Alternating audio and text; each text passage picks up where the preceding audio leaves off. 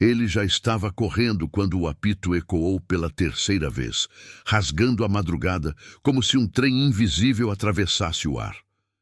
Não havia trilhos vibrando sob seus pés. Não havia faróis cortando a neblina. Apenas o som metálico, agudo e prolongado, vindo da linha desativada que cruzava o bairro antigo de Barra do Jacaré, no interior do Paraná. Ele tropeçou nas pedras soltas, sentindo o frio subir pelas pernas, e ousou olhar para trás. Algo caminhava sobre os trilhos. Não era possível ver com clareza. A neblina da madrugada engolia formas, distorcia contornos, mas havia uma silhueta, alta, curvada, movendo-se no ritmo exato de um trem que não existia mais. O rapaz desapareceu na curva da antiga estação e o som cessou abruptamente. Alguns dizem que o que aconteceu naquela noite foi exagerado. Outros afirmam que aquilo foi apenas a continuação de algo que começou décadas antes, quando a linha ainda transportava passageiros e histórias que jamais deveriam ter sido esquecidas. A velha linha do trem corta a Barra do Jacaré como uma cicatriz. Desde os anos 50, quando o último vagão passou oficialmente pela estação, o trilho enferrujado permanece ali, atravessando mato alto, casas antigas e a pequena igreja de madeira dedicada a São Miguel. À noite, a cidade muda. O vento parece soprar sempre na direção da linha. Os cães uivam voltados para os trilhos, e a lua, quase sempre cheia, paira sobre os dormentes como um olho vigilante. Foi nos anos 70 que os relatos começaram a se acumular. Moradores juravam ouvir o som de um trem fantasma cruzando a cidade às 3h17 da manhã. Um horário fixo, um apito longo, o ranger de rodas de ferro e passos. Primeiro vieram as falhas na energia, lâmpadas piscando quando alguém se aproximava dos trilhos. Depois, o cheiro. Um odor de ferrugem misturado com algo queimado, como carvão molhado. E a sensação física, uma pressão no peito, falta de ar, como se o ar estivesse sendo sugado. A primeira vítima foi um vigia noturno, chamado Arnaldo, que trabalhava na antiga estação transformada em depósito municipal. Ele dizia não acreditar em lendas. Na madrugada de 12 de agosto de 1978, ignorou o aviso dos colegas e decidiu permanecer do lado de fora quando o relógio se aproximava das 3h17. O apito soou. Arnaldo riu, convencido de que alguém pregava uma peça. Caminhou até os trilhos com a lanterna em punho. A luz tremia. O ar ficou mais frio.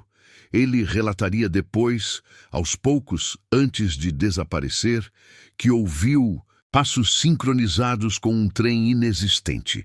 Quando a lanterna falhou, algo passou por ele. Não tocou, não empurrou, apenas atravessou. Na manhã seguinte, encontraram a lanterna caída sobre os trilhos. Arnaldo nunca foi encontrado. Apenas marcas profundas nos dormentes, como se algo pesado tivesse passado ali durante a noite.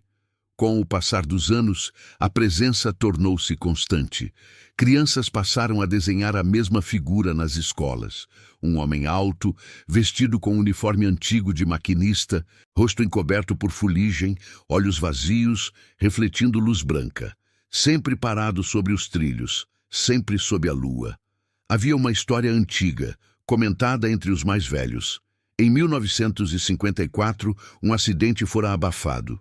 Um trem cargueiro descarrilou naquela curva próxima à estação. Oficialmente, nenhum morto. Extraoficialmente, um maquinista chamado Augusto Ferraz teria ficado preso na cabine em chamas. Dizem que ele implorava para que desacoplassem o vagão incendiado antes que o fogo alcançasse os tanques de combustível. Ninguém ouviu. A explosão foi registrada como falha mecânica. O nome de Augusto foi apagado dos registros. Talvez não tenha sido apenas o nome. Na década de 90, um grupo de adolescentes decidiu provar que tudo era superstição. Munidos de filmadora VHS, aguardaram o horário maldito sobre os trilhos. A gravação, encontrada dias depois caída na grama molhada, mostrava apenas interferência até o momento exato das 3h17. Então, o áudio captou o apito. A imagem distorceu. Uma sombra atravessou o quadro. Um dos jovens começou a chorar. Outro repetia que algo estava atrás deles. A câmera caiu, filmando apenas o céu escuro e a lua encoberta por nuvens rápidas demais para o vento daquela noite. Dos 4, apenas 2 retornaram para casa. Nunca explicaram o que viram. Nunca mais falaram da linha. O domínio do medo transformou Barra do Jacaré. Casas foram vendidas por valores irrisórios. A estação voltou a ficar abandonada. A igreja passou a manter velas acesas durante a madrugada, mas a fé parecia não atravessar os trilhos. Relatos tornaram-se mais intensos. Pessoas afirmavam ver a silhueta caminhando mesmo durante o dia, parada no meio do mato alto. O cheiro de carvão queimado surgia dentro das casas próximas. Trilhos, antes frios, amanheciam mornos ao toque. E sempre às 3h17. O clímax aconteceu numa noite de inverno particularmente seca, quando a lua iluminava a cidade como se fosse dia. Um pesquisador independente, vindo de Londrina, decidiu documentar a lenda. Instalou câmeras térmicas ao longo da linha, sensores de vibração, gravadores de áudio. Às 3h16, tudo funcionava. Às 3h17, todos os aparelhos falharam simultaneamente. A temperatura caiu bruscamente. Os sensores registraram uma vibração crescente, como a aproximação de uma locomotiva real. Moradores acordaram com o barulho ensurdecedor de metal contra metal. Janelas tremeram. A torre da igreja rangiu. E então o trem apareceu, não como matéria sólida, mas como uma distorção no ar. Uma massa escura que avançava sobre os trilhos, envolta em fumaça densa. Na frente, a silhueta do maquinista, firme, imóvel, olhos brilhando como faróis mortos. Alguns juram que ouviram uma voz ecoando sobre o apito. Uma frase repetida: "Vocês não desacoplaram." Na curva onde o acidente ocorreu, a distorção intensificou-se. Casas próximas tiveram as paredes rachadas. O pesquisador foi encontrado desacordado, com marcas de fuligem nas mãos, como se tivesse segurado algo quente demais. Naquela madrugada, parte dos trilhos afundou no solo, como se o peso de um trem real tivesse passado por ali. A partir desse dia, a linha deixou de ser apenas um ponto de medo. Tornou-se um limite. Ninguém atravessa os trilhos depois do anoitecer. Animais evitam a área.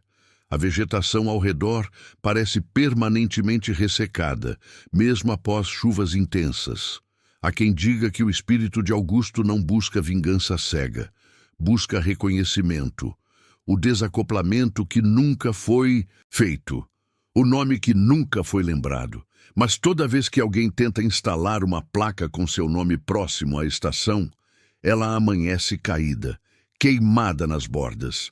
Recentemente, moradores começaram a relatar algo novo.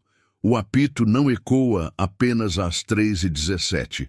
Às vezes, surge fora de horário, baixo, distante, como um teste. Na última lua cheia, um homem que retornava tarde do trabalho precisou cruzar a linha. Ele hesitou. O silêncio era absoluto. Nenhum vento, nenhum cão. Quando pisou entre os trilhos, sentiu o chão vibrar. Não houve apito. Apenas a sensação de que algo estava exatamente atrás dele, respirando um ar que não era mais humano. Ele não correu. Não houve tempo.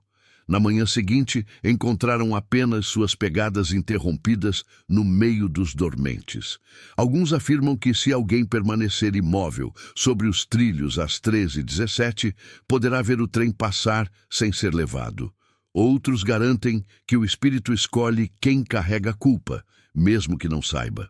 O fato é que a linha continua lá, cortando Barra do Jacaré sob a lua, enferrujada, silenciosa durante o dia. Mas toda a madrugada, quando o relógio se aproxima daquele horário, o vento muda de direção. e se alguém prestar atenção suficiente, poderá ouvir, muito antes do apito, o som ritmado de passos sobre ferro antigo. Passos que nunca chegaram ao destino. Passos que ainda esperam o desacoplamento. E enquanto o nome de Augusto Ferraz permanecer apagado da história oficial, o trem continuará passando, mesmo que ninguém mais consiga vê-lo. Ou talvez, principalmente quando ninguém estiver olhando.